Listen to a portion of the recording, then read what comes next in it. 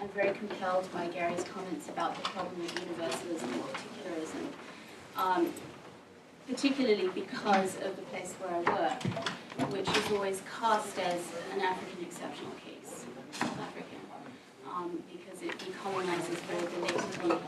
It's the only place in sub-Saharan Africa that had an industrial revolution, and so in many ways it looks weird and doesn't fit in with what everyone expects to be the post-colonial account for sub-Saharan Africa. And I always sort of rail against that. I'm always trying at least to make some kind of continuity with all these other places that experienced economic predicament. Whether I do it successfully or not, that's another matter. In any case, so that's one of the things I'm always sort of struggling with a bit. Okay, right. So I am unfortunately going to read, but I'm also going to skip. So between the late 90s and early to mid-00s, I would become fairly well acquainted with a number of families on the Cape Town southeastern perimeter, specifically in the area of Philippi East, a sprawling series of contiguous squatter camps that local government now referred to as human settlements, presumably modeling their reformist language after the UN Millennium Development Goals. The southeastern perimeter of the city, and Lansdowne Road in particular, the arterial that runs its length, persists in reflecting most deeply the legacy of apartheid segregation and urban management. It is home to the city's African population, mostly Xhosa speakers, black migrants from across sub-Saharan Africa, and Coloureds, Afrikaans-speaking people of European, African, Asian, and indigenous descent.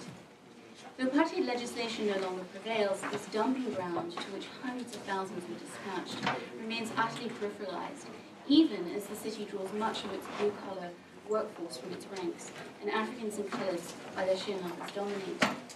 Marginality is a myth, inasmuch as areas such as these have long sustained the city and remain central to its social, economic, and cultural life, which is in no way inconsistent with the notion that spatial political marginalization has also been the very condition of concentrated poverty and the necessary turn to informal and unregulated activity. Among the many people I got to know, the implicators figured prominently in the day-to-day of fieldwork. By 2006, Edith, her husband Solomon, their 4 children and a granddaughter lived in a small reconstruction development program house set back from the main road leading out of Lower Crossroads and onto Sheffield Road. And when we get to the discussion this afternoon, I'll show some pictures. I'm just not that organized right now. Previously a small informal settlement, Lower Crossroads now boasted a population of approximately 8,000. The house was organized around a central living space, 2 bedrooms and a kitchen, and while the front of the house was built from brick, the rooms in the rear were pieced together from the remains of a much older structure, mostly assembled from corrugated iron, cardboard, and plastic sheeting. This part of the house dated back to the 1970s, when the family lived in Old Crossroads, now its own township and ward district, located approximately a mile away. The practice of recycling building materials is not uncommon, and across the city, in both formal townships and informal settlements, the sedimentations of the city's history of violence and displacement are particularly visible in the ways that shacks, itutyombe, and brick homes in Limi are very often conjoined. This combination of new and old bricks and mortar, cardboard and tarpaulin are the most immediate expression of a legacy of past housing restrictions and current policies that are nominally colorblind, yet nevertheless confine black and brown people to the city's limits. Responding in significant measure to the limitations of post-1994 planned housing delivery, these hybrid homes offer a stopgap. In some provinces, budgets have been either over or underspent. Public funds have gone to private contractors operating with minimal oversight. And in general, despite government targets, famously at the claim to 1 million low-cost homes in the first 5 years of democracy, enormous backlogs remain, while the quality of completed homes, their size and structural integrity in particular, is highly questionable. John Makhulu, a journalist at the Daily Mail and Guardian, describes the peculiar relationship of the townships to the vision of a post-millennial South Africa. Quote, "The townships are not shrinking or being dissolved into the greater reality of South African urban culture of the third millennium. On the contrary, they're growing. 1 million new township houses have been added to the existing stock by only Rainbow government since 1994. Each unit seems to be even tinier than the housing units we grew up in, attracting to themselves the colloquial name of Visniao, meaning show your feet, because the dwelling is so small that when you sit with your back to the wall at one end of the house, your feet will be sticking out at the other." If the state counts or reckons its progress in numbers of units built, the South African public focuses on size. This now is one expression of the miniaturization of post-apartheid reconstruction and development, while Unos, Fiat cars, Smarties similar to M&Ms, and even kennels are also invoked in describing the RTP starter homes. 2 decades of neoliberalization have reinforced the monetarist logic that drove development even before democratization in 1994, and partly explains problems of quality and size. Funded with chalet subsidies, approximately 16,000 rand per unit for the first decade following the transition, it would have been about $2,500 at the time.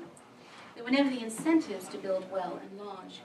It is little wonder that the townships to which Machikisa refers have not only proliferated, that they should not only be the source of deepening class and race-based exclusions, but that they should so powerfully recall the past too. Rebecca Ginsburg reminds us that in the 1950s, the state built, quote, quickly and ruthlessly. Construction crews placed floors directly over boulders, stones, and anything else in their paths. Some houses were left with field grass growing inside, and cement often remained hanging between unevenly laid bricks, end quote. Given the scale of dispossession and displacement under apartheid, post-apartheid efforts at delivering housing seem negligible. In the period post-1948, approximately 3.5 million South Africans were forcibly removed, while mandatory construction freezes in African areas created artificial housing shortages and discouraged urban settlement. These policies complemented a longer-standing process of land seizure following the 1913 Natives Land Act that stripped Africans of rights in private property and secure land tenure across urban and rural areas. All this is well acknowledged as a starting place in understanding the post-apartheid city. That being said, I'm most centrally concerned in this paper with the deleterious consequences of the new focus on markets and the resultant failures of vision in transforming the apartheid city. This, quote, less ambitious goal of public and private intervention is consistent with a movement away from top-down reformist strategies of the post-war period and the championing of privatization of housing supply and micro-entrepreneurial solutions to urban poverty, end quote.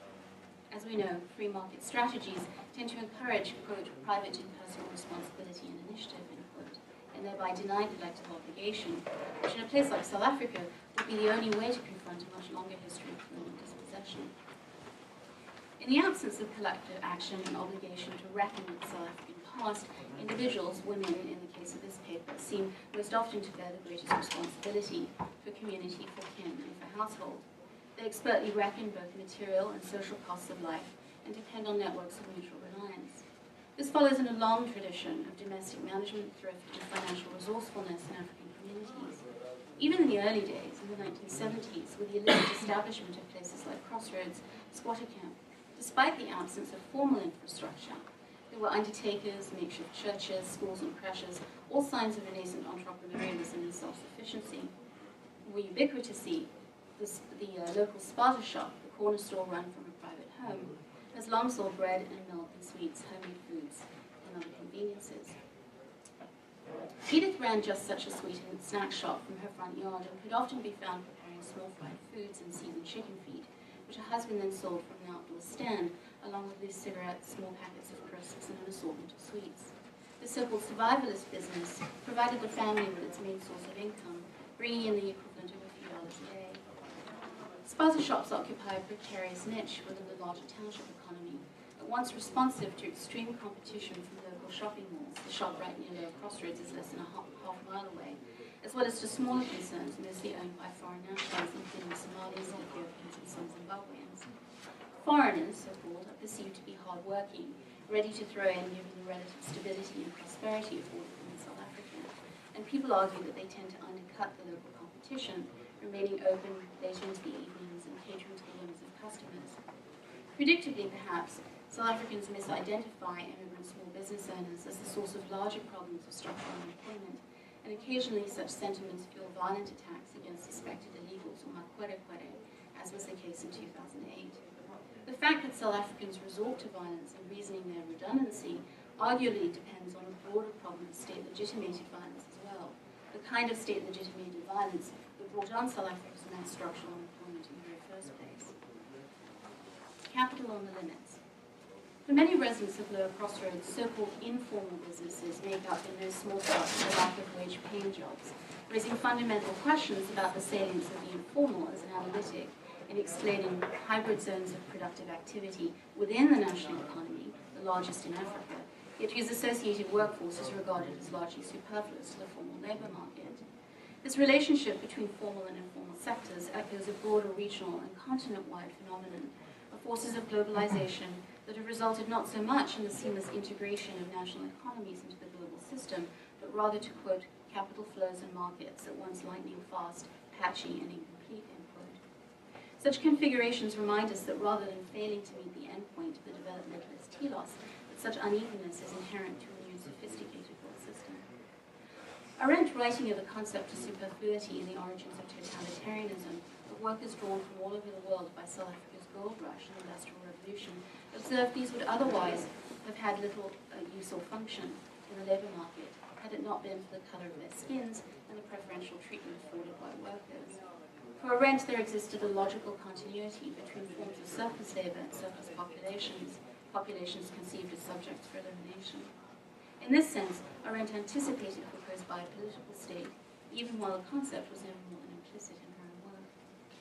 Echoing Arendt's observations about the late 19th century, by early millennium, households all across South Africa, including on Cape Town's periphery, were caught in the crosshairs of market reform, leaving many without formal employment and nostalgic for a past of financial certainties, minimal as these must have been. Solomon, Mfeketu's story was hardly unusual. He'd lost his job in a leather tannery in December 1999 when he was retrenched as the industry downsized. Even then, 5 years into South Africa's democratic transition, unemployment rates were rapidly increasing, reaching 38.6% in 1998, and of course that's a conservative state estimate. And by the end of the first decade, approximately 1 million jobs had been lost in mining, manufacturing, and agriculture. These retrenchments were consistent with the state's implementation of structural reforms, ironically self-imposed, including the payment of apartheid-era odious debt, while deregulation saw the financial sector expand to approximately 21% of GDP, even while employing only a small fraction of the active workforce.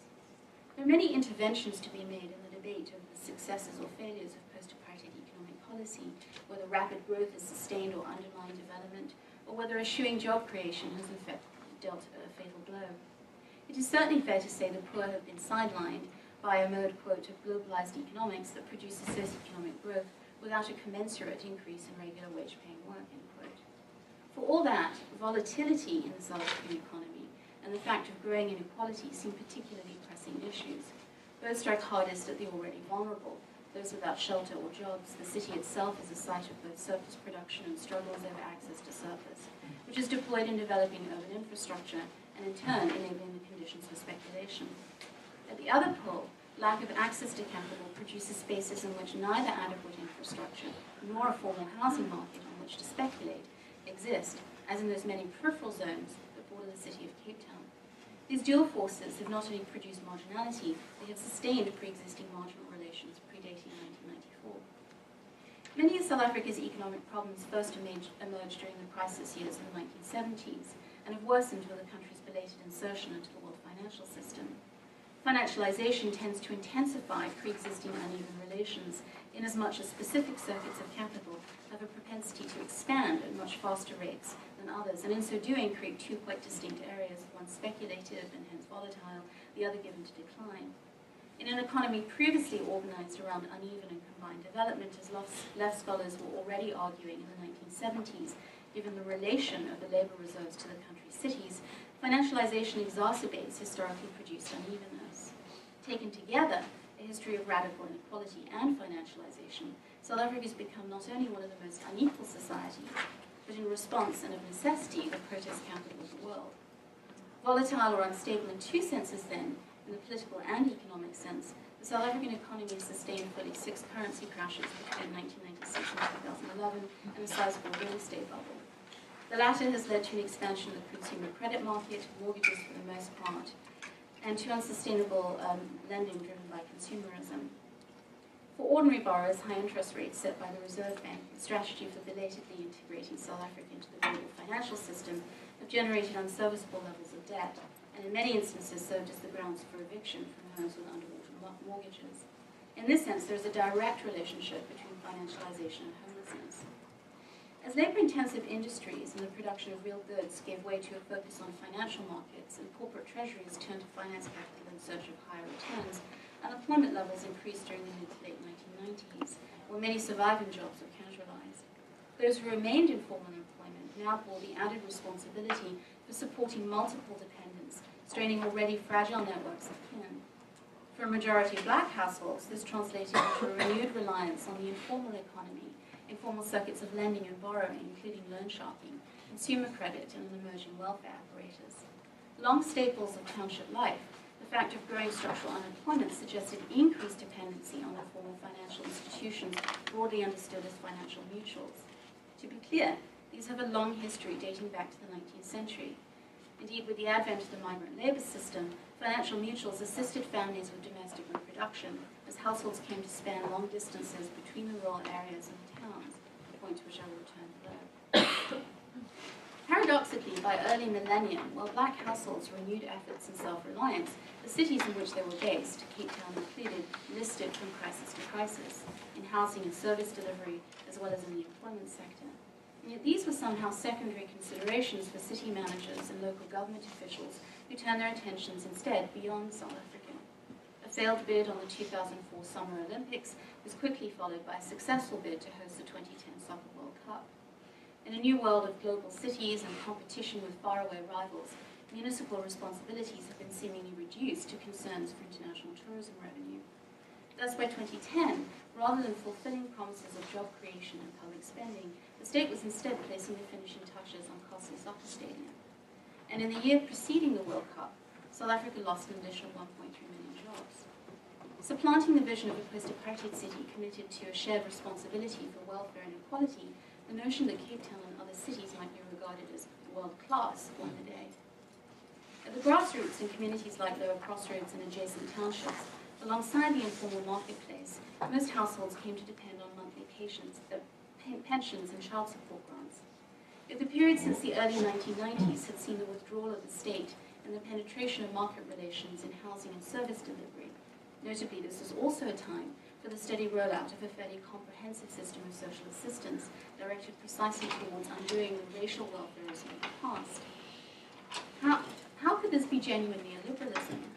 To be sure, social grants, including state pensions and child welfare support, widely acknowledged as the benefits of these may be, are not necessarily inconsistent with corporatization as an initial phase of neoliberalization. The public goods, including water and electricity, are delivered with the assumption of full cost recovery, something that would have been antithetical to the old racial welfarism, which essentially advocated for white South Africans, highlights the ways in which many benefits of the new South African state have tended to be offset by additional costs. Take the case of government-funded schools, where the expensive uniforms, textbooks, and other fees deny the poorest children full access to education, and where which-poor learners, consequently, attend school inconsistently, depending on the ability of their families to come up with the necessary funds. Ferguson has argued that the extensive apparatus of social grants based on disability, parental status, or age eligibility, and the proposed basic income grant are both pro-poor and neoliberal, and as such ideologically incoherent.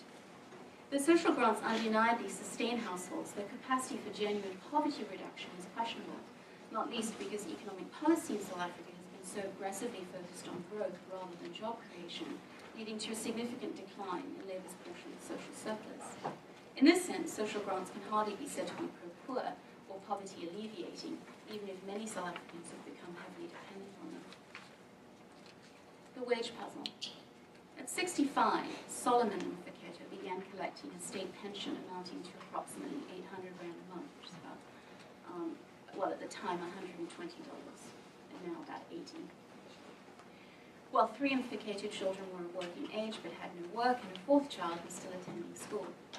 Very soon, the state pension became a primary source of income, making the household more or less indistinguishable from households across South Africa, in townships and squatter settlements, rural villages, and remote homesteads, where jobs are scarce and prospects for re-employment are practically non-existent. Accepting the fact of how common the Mfeketo's predicament was and is, as relevant was the kaleidoscopic speed of state devolution, from post-revolutionary promises of democracy and a caring state, contrasting so radically with the old regime, to a dramatic shift away from the liberal social contract and towards a commitment to markets. There's extraordinary tracking of Mandela's political rhetoric, in the early to mid to late 90s. And so between about 1994 and 1996, he switches from talking about things like the Freedom Charter and the nationalization of the mines, and boom, 2 years later he's talking about markets as a magical elixir. So something very odd is going on. What David Scott has referred to as the new blackmail of democracy, a ruse that depends on linking good governance and market reforms, particularly in the third world. Little wonder that mutual aid, burial societies, and saving schemes, important as these had always been in black social life, were becoming absolutely critical. Economists have been hard-pressed to explain how it is that economic actors survive in the face of very few resources, even as microeconomics professors are concerned with household earnings and patterns of consumption. By contrast, anthropology has long conceived of the domestic arena in a way exclusive of questions of consumer behavior and rational choice, and rather in terms of processes of social reproduction, in its broadest sense, defined not only as the material and biological basis of existence, but its symbolic and ritual ground as well. Yet with so much of the world's population reliant on informal sources of income and no apparent substantive means of social reproduction, the questions that economists seek to answer are surely more pressing than ever. One attempt to unravel this economic mystery, or wage puzzle, has come in the form of a South African study which argues that the nation's poor make use of a dizzying array of both formal and informal financial instruments for the purposes of surviving one financial year to the next. The study showcases a combination of mechanisms for saving, banking, borrowing, lending, and channeling money into socially reproductive labor. These include bank accounts, pensions, insurance, store credit and credit cards, retirement savings and debt administration, as well as saving schemes, burial societies, and loan sharking. Like many parts of the world, popular rotating credit and saving schemes offer the advantages of 1, increased purchasing power, in that members generally pool resources when looking to make large household purchases, and 2, promote fairly consistent saving by encouraging members to do so as a group. The study rightly observes that while poor households may have very little money, quote, this doesn't mean that they don't manage what they have, end quote. In South Africa, financial mutuals, as I've already mentioned, have a relatively extended history. In the second half of the 19th century, following the discovery of gold and diamonds and with the advent of migrant work, families confronted the problem of retaining the integrity of households that were essentially scattered across significant geographical distances. Burial societies, for example, functioned in part to assure the return of the deceased to the ancestral home, and were, and still are, accommodating of groups ushering from a given region. In the case of crosses, the Eastern Cape, whether Kala, Lady Frail, Ponderland, for example. Similarly, the Stokvel, or Galelo, the saving scheme, served to guarantee a degree of financial security in the face of the risks of long-distance migration, the inevitable lean times in a given year, and the general uncertainties of living outside the formal banking system. With proletarianization and forced resettlement, families were less able to depend on one another, so that financial mutuals served to enable reliance on people other than kin as well. Such informal institutions and funds remain hugely popular in South Africa, and by all accounts are responsible for upward of 1 to 2 billion rand in annual turnover. That many residents of both Old and Lower Crossroads still maintained ties to the rural Eastern Cape and were inured to a tradition of financial mutuals meant that many were members of all manner of schemes, even in the early 00s. For several years, Edith had belonged to a savings scheme along with 9 other members. Thando Polo, rough translation is lover of peace, was a formal association that boasted a written constitution with strictly observed regulations. The group had been making monthly contributions of 30 rand, at the time approximately $4.50, now $4.50, and now $3 per member over the course of 11 months, January through November. While December was set aside as a time for cashing out and preparing for the following year, paying annual school fees, buying uniforms and books, making the journey to the rural areas, and attending to general home maintenance, including roofing and repainting. The December holidays were not so much associated with religious celebrations per se, even as people referred to the giving of Christmas gifts, as they were with both the ritual and practical reproduction of the household, perhaps most symbolically marked by the circumcision of young men. Indeed, trips to the rural Eastern Cape were directly linked to the desire to see young boys enter circumcision schools of Aquita, close to familial homesteads, and in so doing effectively renewed connections between town and country, as well as shared life lots separated by hundreds of miles. Young boys, on the other hand, destined to become new men, or amakwala, through a central rite of passage, spoke of the generational aspects of social reproduction as critical to their complete integration into the world of adults and all the privileges and responsibilities that attended that transition. The group had a fixed deposit, savings account, and 3 of the members served as co-signatories, going to the bank after monthly meetings to deposit contributions. The consignatories were also responsible for notifying the bank of large withdrawals, usually just before December, for maintaining the association ledger and guaranteeing a minimum balance in the association's account. To the uninitiated, collective savings groups present no particular advantages over individual banking, but almost universally, those who participate in what are locally referred to as Makhulu argue that saving together rather than alone is much more rewarding in a double sense. Members who pool resources in a fixed deposit account see their savings appreciate incrementally with interest earnings as compared to the much smaller sums they might deposit individually. The interest earnings on fixed accounts were approximately 7 to 7.3% in 2006, based on annual deposits of 10,000 rand or less. And while Edith was unsure of the exact rate, she insisted she had made considerable interest earnings in the prior year, though given a spike in inflation, her real rate of return would have been negative. But perhaps just as significant is that deposits of this kind demand a very particular form of fiscal discipline. The group restricts the withdrawal of funds, in so doing redirecting consumer desire and ensuring the security of the domestic balance sheet.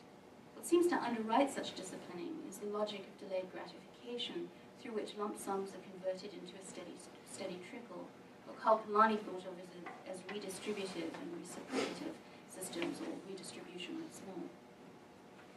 These activities depend on the constitution of a certain kind of self-regulating subject, quote, responsible and moral individual and economic rational actor, end quote. Members often spoke of belt-tightening strategies, comments consistent with discourses of self-empowerment that have become pervasive in the context of the devolution of state welfare functions. While it is easy enough to argue these were compensations for the failures of the market, such discourses are equally legible as a means through which social actors transcend their existing frames of reference. Thus, on the one hand, such narratives of frugality and self-restraint expose the limits to social reproduction, and yet simultaneously highlight the myriad ways in which subjects act upon the world, and in so doing reshape the very structures of austerity and fiscal discipline. These are not only moral rational subjects then, but subjects with a highly pragmatic orientation to lived circumstances. Edith's Umkalelo had been in operation for almost 15 years. Established in Old Crossroads, the scheme moved when its members were relocated to a transit camp in Lower Crossroads in the early 1990s, following their ouster from Crossroads by local strongman Geoffrey Nongwe. Not all such schemes are this stable, of course, and many function without formal banking instruments. Instead, participants make contributions to one another on a rotating basis throughout the year, and recipients have discretion in the use of funds. Both systems have their advantages, although generally those making use of the banking system are more resilient, and their schemes have greater longevity. The same is equally true of burial societies, and the presence or absence of a fund determines methods of payment to members, the size of membership, and myriad aspects of the burial organization. The Implicotas had certainly reaped small but meaningful benefits over time. The seats in the living room, the kitchen unit, fridge, bed, school fees, and uniforms had all been paid for through Edith's hard work and due diligence. She was the first to acknowledge that without the savings scheme and the support of her fellow members, many of them neighbors and friends of long standing, it would have been virtually impossible to extend the kind of moral and financial support to her family in the way that she had. If self-imposed austerity measures can be understood as part and parcel of a new neoliberal logic, a mode of self-regulation of, quote, savings as spirit or moral discipline, end quote, the broader context in which acts of abstention and austerity were and continue to be enacted is just as critical to understanding responses to hardship. Consider the caprice of the Reserve Bank, specifically wild fluctuations in interest rates which undercut rates of return over purchasing power. Consider too the increasingly speculative nature of the South African economy as the productive sector gave way to financial services. In this climate of uncertainty, Umkalelos have taken on two distinct purposes. One, to surmount what appears the impossible challenges of living on the social margins exposed to scarcity and want. And two, in so doing, schemes have ironically replicated the logic of micro-entrepreneurialism so central to sustaining the privatization regime. Indeed, only a few years ago, municipal government in the city of Cape Town restructured housing subsidies to encourage the practice of saving amongst low-income households, in so doing demonstrating a complete ignorance of enduring practices of economization. For beneficiaries of housing subsidies, the consequences were significant.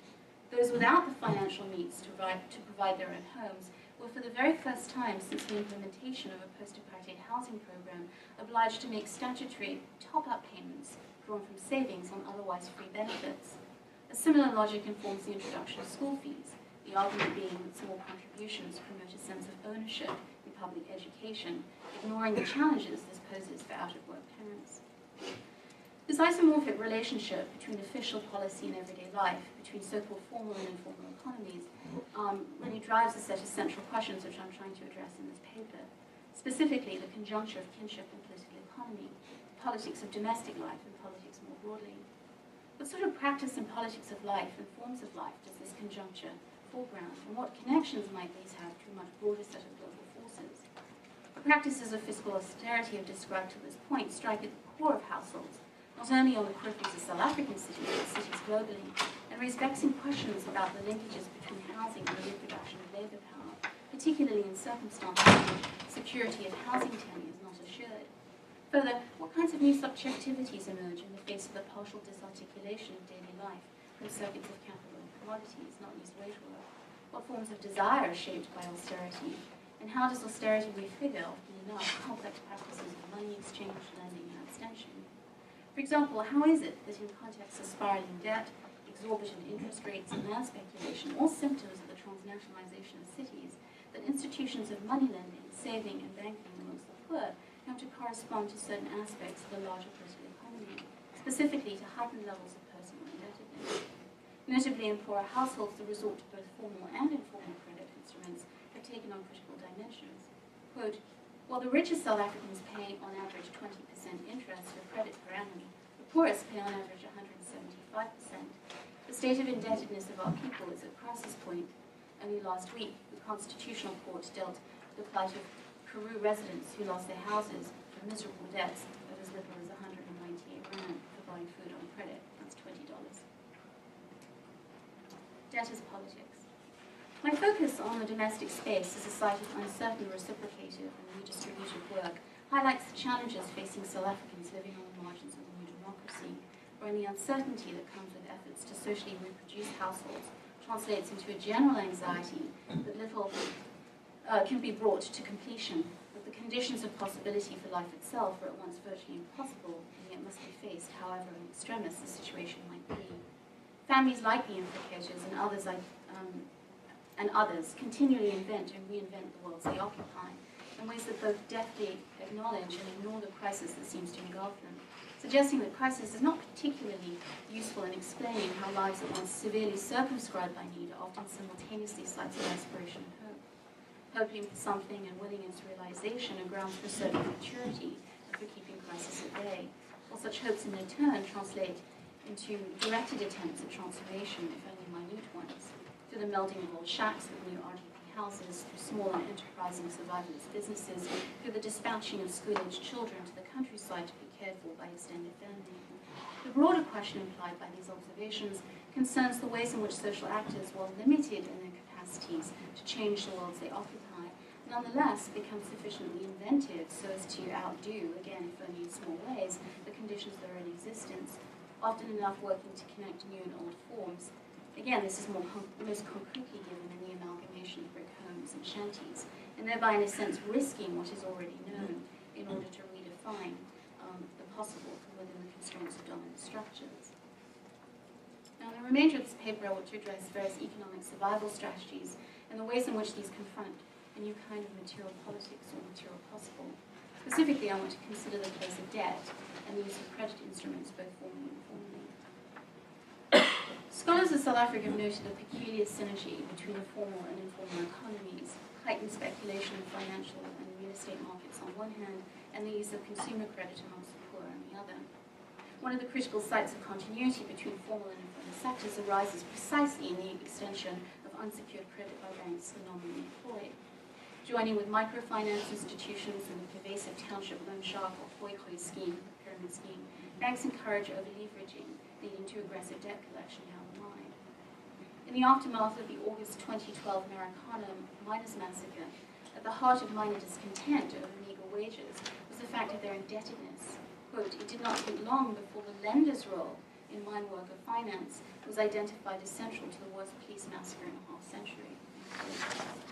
If the poor are prone to spiraling debt depend on loan sharking and other brokerage relations, offering practical and limited solutions to the non-productive nature of youth wage work, the casino economy, quote, with all its financial speculation and fictitious capital formation, much of it unbacked by any growth in real production, end quote, replicates some of the very same strategic errors.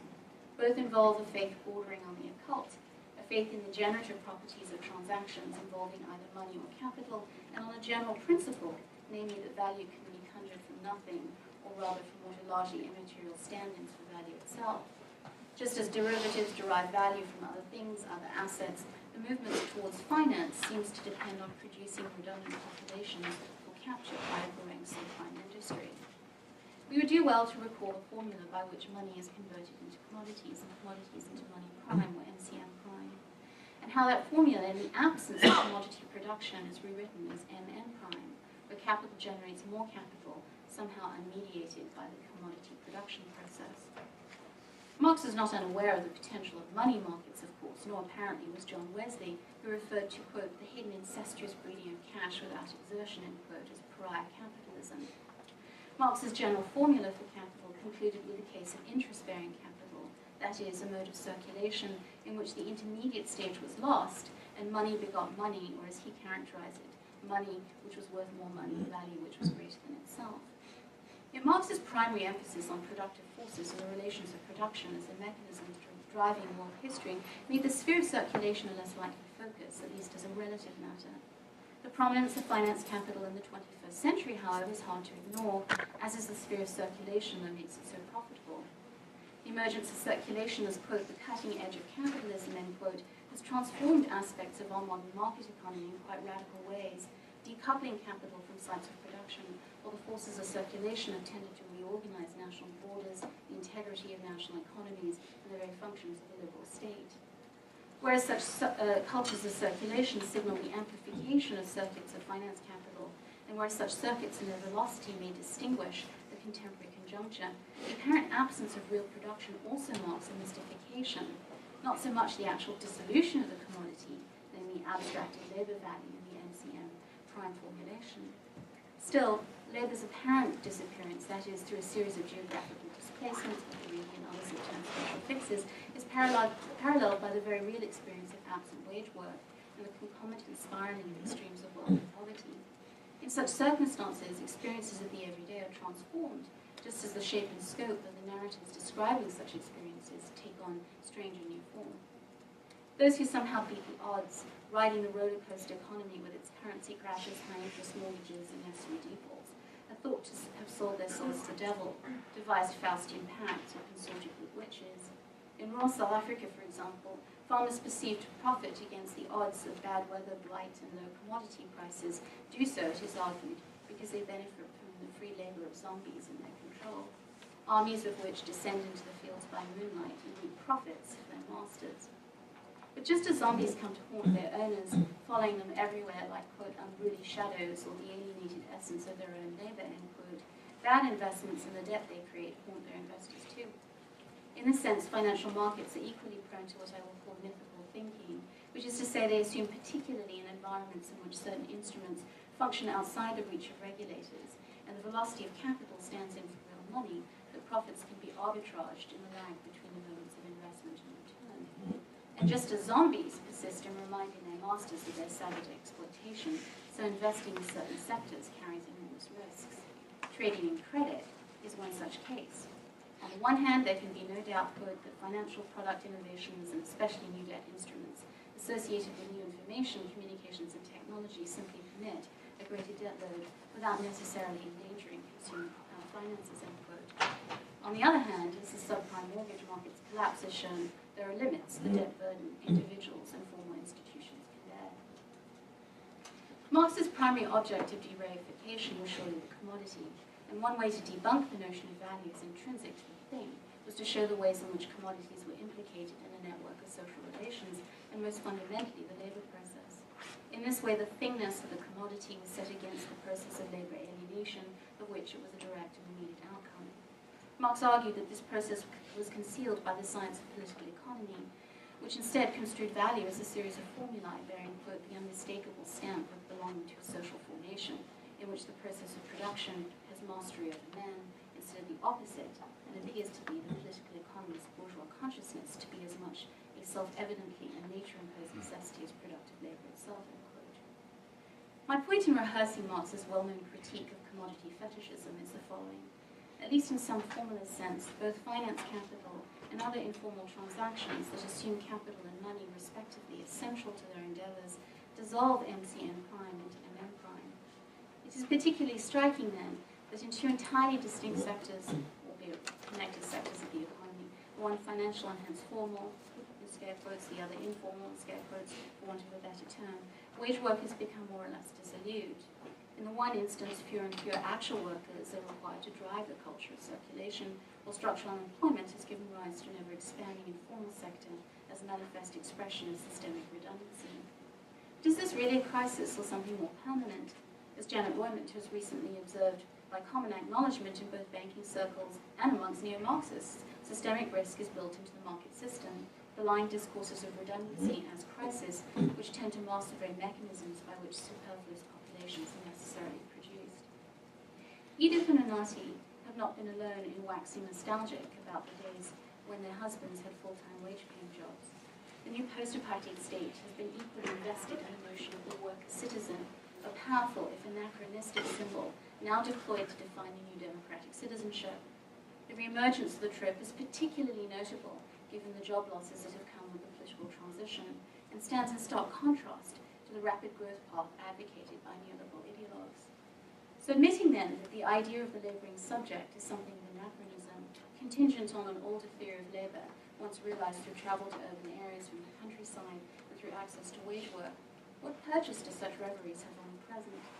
This yearning for apartheid wage work, presumably stripped of repressive politics, the desire for sweat as a precondition of material security, in my view, is also linked to an increasing debt burden in most households. Further, debt and indebtedness, while substantially increasing, much as they have elsewhere, not least in the United States, begins to gesture at other kinds of desubstantiation, such as the concrete world of material objects, including homes, as the bricks and mortar basis of fundamental security, and as a metaphorical foundation too. Finally, I want to highlight the contrast in the popular imaginary of a difficult near past of work and oppression, and a present in which freedom has come, but cannot be practically enjoyed. In such a case, what are the alternatives by which freedom, in both a political and material sense, might be achieved? For residents of lower crossroads and similar townships and squatter areas across the flats, the options come in a variety of forms. But one, at least, has both fascinated and perplexed me: the quest for a kind of financial autonomy by means seemingly both arcane and incredibly practical. The financial markets, as we know, continually seek new alternatives to instruments and sectors that no longer generate the kinds of profits they did. And to be sure, what Adam Smith called prodigals and projectors, those players in the market who were likely to promote risky speculation, the likes of which were instrumental in the collapse of the credit markets in September 2008, a far cry from the eras of undue optimism, if they are indeed that, in which South Africa's working poor engage today. Still, I believe the comparison is worthwhile. Let me skip to the conclusion I know. Out of time. Well, South Africa's transition from minority to majority rule has been popularly held up as an extraordinary feat. In practice, the enjoyment of democracy's benefits have been limited to a small minority. What Tom Holt, in describing the emancipation of Jamaica in 1838, suggested was a, quote, freedom drained of the power of genuine self-determination, end quote. True, today, ordinary South Africans make all manner of claims on the state, and the majority enjoy rights of full citizenship for the first time, now that the Bantustans and labour reserves have been dismantled, and legalised racial discrimination has been struck from the statute books. And yet, not insignificant numbers of South Africans remain under threat of eviction, live in communities with limited access to state resources, in areas of the country where jobs are scarce, and schools and primary health are practically inaccessible. These are certainly problems of long standing that no government could possibly secret away in the space of 2 decades. At the grassroots, people have responded by organising against the privatisation of basic needs, stressing instead the decommodification of access to water, electricity, housing, and other benefits and services. In turn, the state's rejoinder has been less than predictable, further evidence of the confusing and complex continuities between state and capital. It would seem that neoliberalism, quote, works by multiplying sites for regulation and domination through the creation of autonomous entities of government that are not part of a formal state apparatus and are guided by enterprise logic, end quote. If sites for regulation and domination have indeed multiplied, sites of protest politics have multiplied too. Of course, constitutional democracies privilege the rule of law, often ignoring the vast gap between formal and substantive citizenship. Further, many new democracies must come to terms with recent histories of colonial overrule that necessarily bring into question the very foundational assumptions of the procedural republics they seek to conjure, namely the degree to which jurisprudence can actually serve the cause of justice.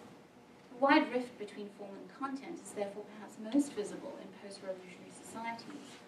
Yet hyper-conscious of the discrepancy in definitions of citizenship, communities of protest across South Africa have been quick to take up rights talk, precisely in order to make demands on the state, and thereby demonstrating a dexterity of political strategy.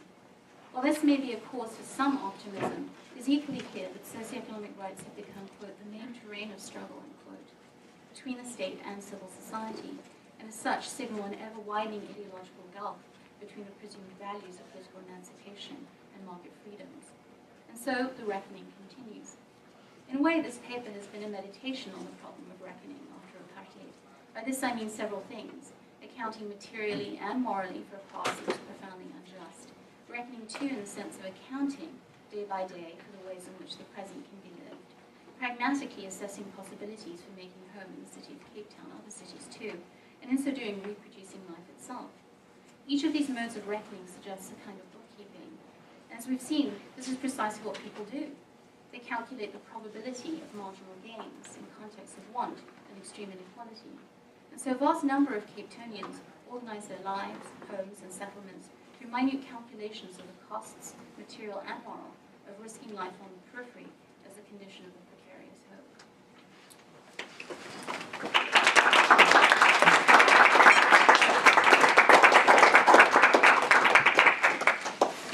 Let's do the same thing. Collect a couple questions. We could have a coffee break. And questions, thoughts?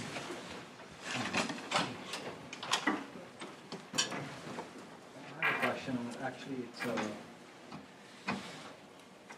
question that I think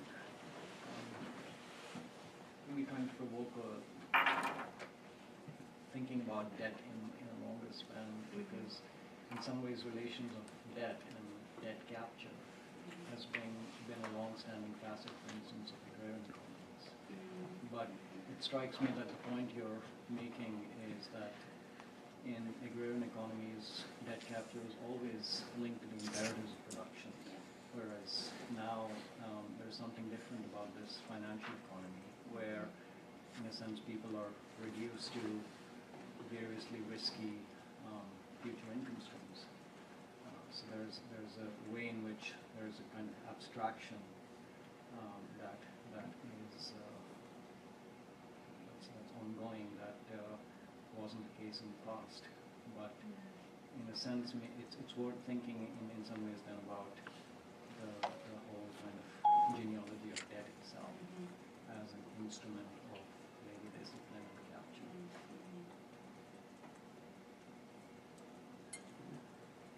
Yeah, I'm trying to think how to articulate this. I mean, it was a great presentations both. And some of it comes from the very first thing you said about South Africa as kind of the exceptional case, or the notion of South African exceptionalism within this kind of sense of what Africa. And I mean, in my own work, I've tried to think about this in terms of North Africa. When you talk about Egypt or Tunisia or Libya, the way you're not really talking about what gets thought of as Africa, right? This kind of exceptionalism that North Africa gets. And then I guess that made me think, and maybe this goes to your paper and also the NACE paper, like if one thing we could talk about was the nation, like the nation, the state, the sort of like the national framework, thinking this through South Africa, right, as a framework, or thinking, for example, national economy. And I felt like at the end of the paper there was one answer there, which was that there's a particular political strategy, which is to make demands upon the state, right, from within this. But I'm thinking, is there a difference between that and a kind of like national imagination? Like when you talk about the lived experience of austerity, for example, right? I mean, is that lived through national identity? I mean, in our terms of analysis, I mean, thinking that through South Africa as opposed, to thinking it through going smaller, thinking it through, the Cape Townianism, or versus thinking it in terms of sub-Saharan Africa. In other words, like, what's our unit of analysis for thinking, I guess, both the economic reality and that lived experience? And I realize I'm a literary person surrounded by geographers who may be like, we think that all the time. But I mean, for me, it's like, I mean, for me, I think there remains maybe a question of the nation, the state, as kind of terms of analysis in this discussion.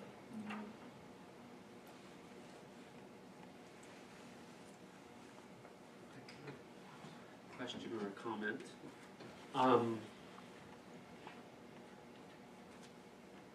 First of all, I'm struck by, as a more general thing, the present. So there, you raised the question of social logics, which is something that the Marxist tradition is very comfortable talking about, and a lot of other more recent critical traditions less so. And I'm struck by Vinay's quoting Marx, talking about the lumpen bourgeoisie, and obviously you talking here about the kind of financial underclass, or, you know, the finance capitalist underclass. So there's something about social formations and subject formation and subjectivity and the deep ways in which a kind of peripheral capitalism, post-colonial capitalism is making a kind of subjectivity. And yet I like the care with which you are treating the kind of the pragmatic, improvisational, probabilist, calculating practices, and it's of the slum dwellers, and it seems to present a really challenging kind of theoretical and political problem with how we make sense of these practices, because on the one hand, as you rightly say, there's a kind of frightening concordance, and there's a way in which, you know, the dominant values, not just the South African state, but global capitalism, are internalized, and there's that responsibilized subject once again. On the other hand, you're talking about, and I'm struck by the moral economy in both of your papers, this use of the term moral, you know, and your pickers and are not, you know, they're similar kind of, in a similar predicament, also pragmatic and improvisational, and you're also describing kind of practices of mutualism and you know, you have that quote from Polanyi about reciprocity and redistribution, and you're talking about autonomy at the end, and this is not just the kind of mindless reproduction of neoliberal, you know, kind of playing out of an internalized interpolation, let's say. So, I mean, I guess I would just leave that both as a question for you and for all of us to think about what we do, and I guess I'm reminded of like the cruel optimism argument, and how you feel about that, and whether, because it seems like there's a kind of carefulness, right? Not just because you're an ethnographer and you know these people as people, and that what we do with that seems to be, and I guess I'll just end by saying, like, you know, and I asked that in the spirit of Vinay ending by saying, what if we do take the lumpen, whatever, the underclass, or that as the figure of a different kind of political imagination or new narratives, and if so, then these kinds of practices, kind of finding value in waste, or kind of these mutualisms, are not just a kind of, wow, they bought into this, or how tragic that they believe that if they're self-regulating, they're, you know, and obviously this is not a situation any of us would want to be in, and yet I think it may be the germ of precisely what, or I don't know, what Vinay is, you know, kind of thinking about. So there is this kind of an international division of financialization, right? That the infrastructure for the derivative markets is very dependent on speed and velocity. Philosophy. And, yeah, philosophy. Well, yes, symbols the philosophy of money. Amphetamine in philosophy. I mean, this interests me a lot. I've got a piece coming out in Representations on derivatives and dark pools. And what's interesting about the major financial houses is that they're seeking subjectlessness, right? That, in other words, transactionality that excludes human interference. We're talking about microseconds, or the thousandths of a millisecond. So it can't be performed by an individual program. It can only be performed by an algorithm. And the circulation of algorithmic capital it gives you a different sense of spatiality within the relationship of N to N1, right? Yeah, I mean, it really does, and it's very interesting to me the major centers for co-location, right? Because you need to have the shortest pipe possible in order to make the money. Are in New Jersey, and that most of this transactionality occurs in places like Europe and North America. The Asian markets, interestingly enough, don't have sufficient infrastructure for this level of velocity, which is kind of crazy with the computing, etc. Right. Well, I don't know, because it's performed at light speed, and light speed still needs to travel, right? Light speed is a natural form The of speed. Johannesburg Securities Exchange is entirely virtual, it's way ahead of the New York Stock Exchange. Right. But They have I'm co-locality. follow the money. Follow the money. Okay. But you know, like Citibank in Cape Town. Yeah. So my point is this. So whereas the structures of debt are highly socialized, right? And we say the profits are privatized. There's also this division in modes of subjectivity too, right? Where finance capital at this point seems to be seeking escape velocity from the very terms of subjectivity itself. And you know, with all the other questions that we're thinking about in terms of politics and modes of intervention, I think that raises an interesting question too, because it's actually a little bit more than just unplugging a computer. And I think it's actually highly symptomatic that Occupy Wall Street didn't occupy Wall Street, because they, you know, it's about theatrical display, right? What goes on in Wall Street actually bears very little relationship to the circulation of finance capital at this point. Let's take a coffee break, clear our heads, get a little caffeine, and we'll have a last paper. But thank you.